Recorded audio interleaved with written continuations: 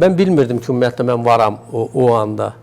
Bildinizmi? Yəni ki mən çünki maşın eyni maşından mən də maşındaydım və mənim bacımın yoldaşım da və biz hamımız bir maşındaydıq. Mən remeni bağlamışdım və qabaqda sürücü və hamı mürgülüydü çünki biz səhər getmişdik. Yəni ondan sonra ümumiyyətlə daha bu çox hüzur yerlərinə getməyə yığışdırdım. Hüzurə gedənlər hüzur dalıca gəlir, hüzuru aparır. Hüzurə gedirdiniz. Biz hüzurdan artıq gəlirdik. Getdik və gəldik və əmim rəhmətə getmişdi. Dəfn elədik və geri qayıdırdıq. Onda sürücü yuxuya getdi və dağdan maşın uçdu.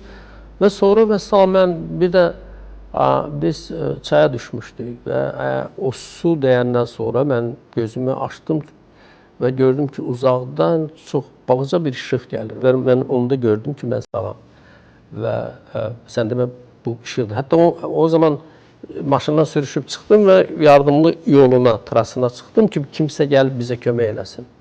Çünki maşında hələ adamlar var idi.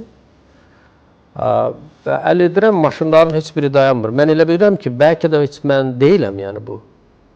Yəni, belə bir hiss var idi, ikiləşmədi. Real adam deyiləm, bəlkə də mən. Nəhayət gəldilər və belə hadisə. Əlbəttə ki, adlatmaq çox ağırdı və xüsusən də mənim uşaqlarım, qızım Türkiyədə oxuyurdu, oğlum məktəbin son sinifində idi və bunu ona demək və bütün bu şeyləri bunun yarası hələ də var, yəni hələ də adlamayı və heç kəs ümumiyyətlə belə yaralar sağalmır. Bu da belədir, faciədir.